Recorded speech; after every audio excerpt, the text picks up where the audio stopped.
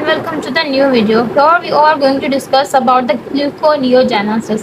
Gluconeogenesis is the process in which the glucose formation will proceed out by the help of non-carbohydrate molecules.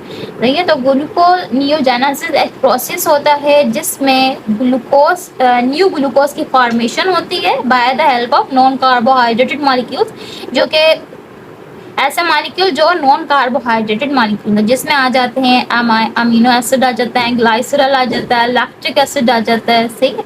और ये जो process हो रहा होता है वो तकरीबन 90% course in the liver and 10% in the kidney.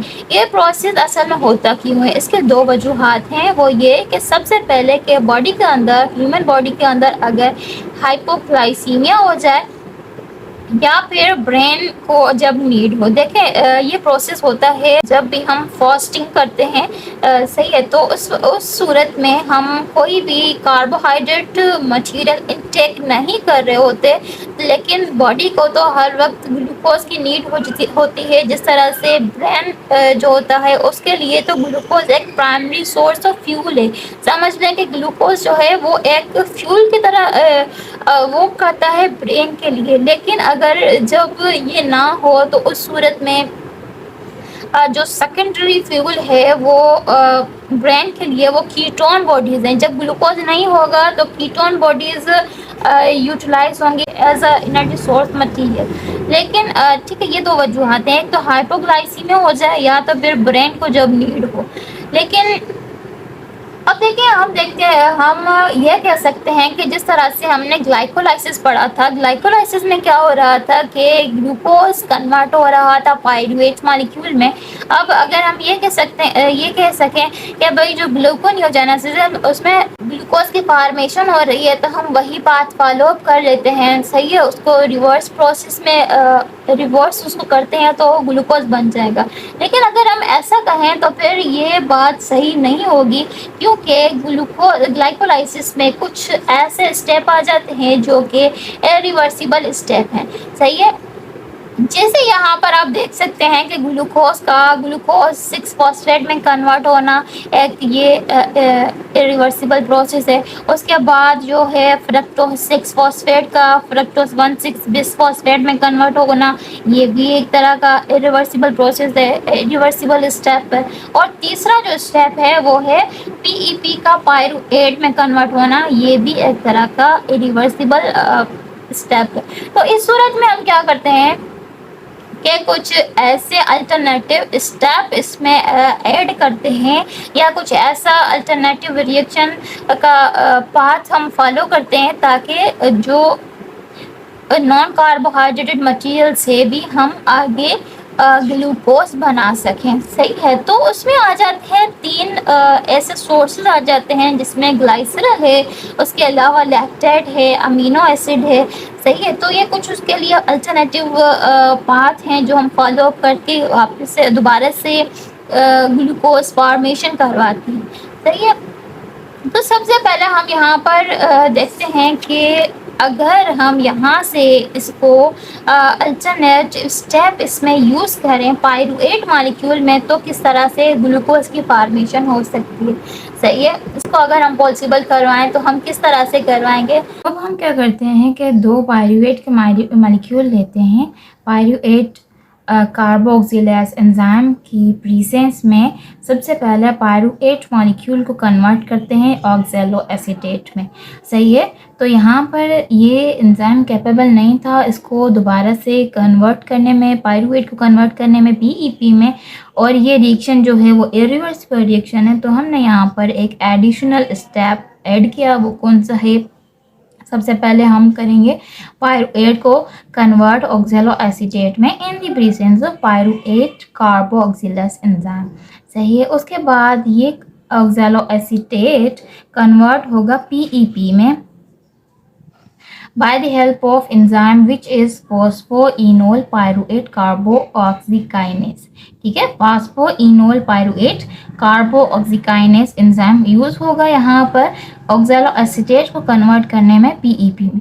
और यहाँ पर देखें जो एनर्जी यूटिलाइजेशन हो रही है, एनर्जी यूटिलाइज हो रही है, वो हो रही है GTP, ठीक है। GTP यानी कि guanine ट्राइफॉस्फेट। जीटीपी का मतलब होता है गुआनाइन ट्राइफॉस्फेट। सबसे पहले गुआनाइन ट्राइफॉस्फेट हाइड्रोलाइज होगा, हाइड्रोलाइज होकर जीडीपी में कन्वर्ट होगा और उसके बाद दो GTP molecule will be utilised in this process which is oxaloacetate convert into PEP molecule.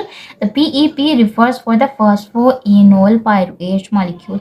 सही है। तो यहाँ पर हम दो क्यों लिखा हमने, क्योंकि हम यहाँ पर दो पायरुएट मॉलिक्यूल को डील कर रहे हैं, दो पायरुएट को यूजेज में ला रहे हैं। सबसे पहले दो पायरुएट ही हमने यहाँ पर यूज़ किया, ऑक्सैलोएसिटेट बने, दो ऑक्सैलोएसिटेट बने।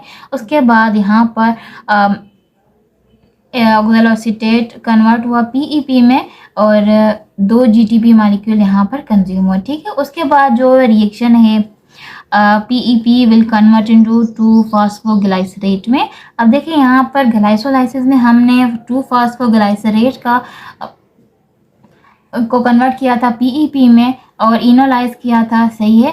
तो यहाँ पर क्या होगा कि दोबारा से PEP will convert into 2-phosphoglycerate और यहाँ पर ग्लाइसोलाइसिस में इनोलाइजेशन में दो वाटर मॉलिक्यूल रिलीज हुए थे और अब यहाँ पर हम कह सकते हैं दो वाटर मॉलिक्यूल यहाँ पर ऐड हो जाएंगे।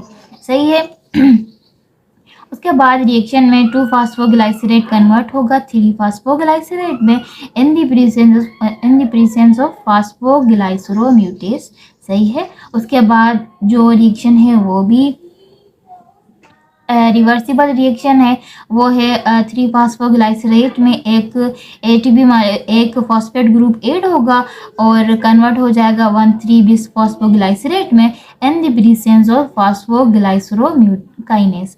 सही है। तो ये अगर रिएक्शन आपने नहीं देखी ग्लाइकोलाइसिस की तो सबसे पहले आप ग्लाइकोलाइसिस वाली वीडियो देखें, फिर उसमें से आपका जो भी कॉन्सेप्ट है वो ग्लूकोनियोजेनेसिस के बारे में क्लियर हो जाएगा कि किस तरह से ये जो है प्रोसेस हो रहा है और कौन से उसमें रिएक्शन जो थे वो हमने कैसे करवाए थे। सही है। अब आगे 1,3-bis-phosphoglycerate जो है वो कन्वर्ट होगा ग्लाइसरल्डिहाइड में, जैसे ग्लाइसरल्डिहाइड 3-phosphate में, जिसे हम कहते हैं GA3P मॉलिक्यूल।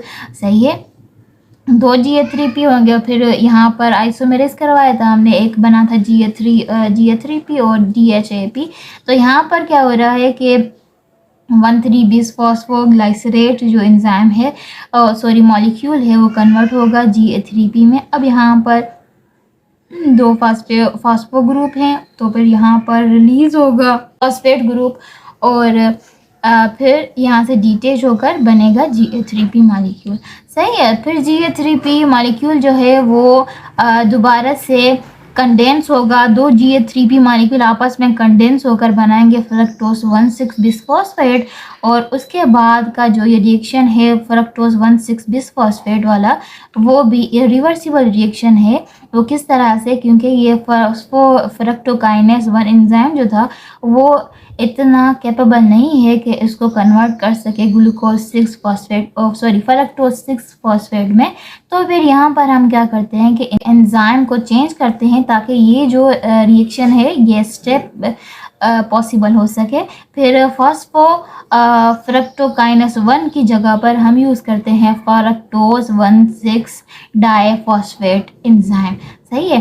फिर यहाँ पर ये एंजाइम की प्रेजेंस में fructose 1,6-bis-phosphate will convert into fructose 6-phosphate।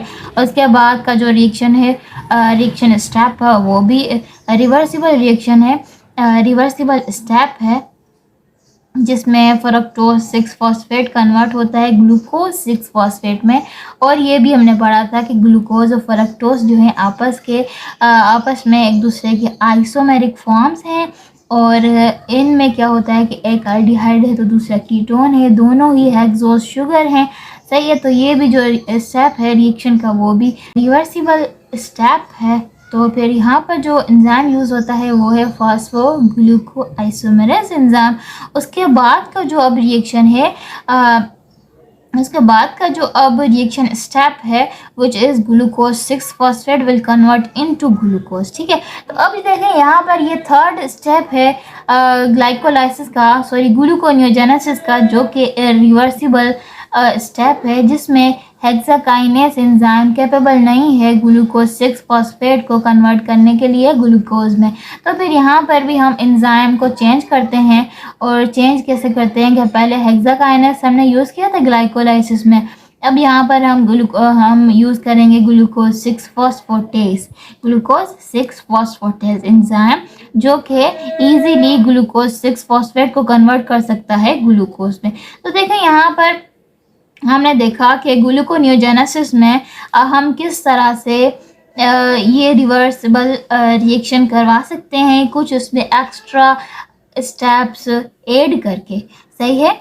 तो फिर क्या था कि हमने पायरुवेट से ग्लूकोज बनाया जिसमें 3 स्टेप जो हैं ऐसे हैं जो इरिवर्सिबल स्टेप्स हैं। तो फिर यहाँ पर हमने उसके लिए कुछ अल्टरनेटिव ढूंढा कि भाई पायरुवेट को सबसे पहले कन्वर्ट किया ऑक्जेलोएसीटेट में, फिर वो ऑक्जेलोएसीटेट कन्वर्ट हुआ पीईपी में। अब उसके बाद जो सेकंड स्टेप था वो था फ्रक्टोज 1,6 बिसफॉस्फेट वाला, जो कि एंजाइम कैपेबल नहीं है यहाँ पर इसको कन्वर्ट करने के लिए फ्रक्टोज 6 फॉस्फेट में। तो वहाँ पर भी हमने एंजाइम को चेंज किया, और फिर जब ये लास्ट स्टेप इसका आया ग्लूकोज 6 फॉस्फेट का कन्वर्ट करने के लिए ग्लूकोज 6 फॉस्फेट को कन्वर्ट करने के लिए ग्लूकोज में, तो यहाँ पर भी हेक्साकाइनेस एंजाइम ये कैपेबल नहीं है इसको कन्वर्जन के लिए। तो यहाँ पर भी हमने एंजाइम को चेंज किया which is glucose 6 phosphatase enzyme. सही है। उसके अलावा जो ग्लूकोनियोजेनेसिस प्रोसेस है वो प्रोसीड आउट होता है इन द माइटोकॉन्ड्रिया। ग्लूकोनियोजेनेसिस में जो एटीपी रिक्वायर हैं वो 2 एटीपी रिक्वायर होते हैं, और उसके अलावा 2 जीटीपी रिक्वायर्स होते हैं इस प्रोसेस को प्रोसीड आउट करवाने के लिए। जीटीपी एक तरह की एनर्जी सोर्स है जो कि रिक्वायर होता है as activating molecule. Stay with it. You don't need to water it down.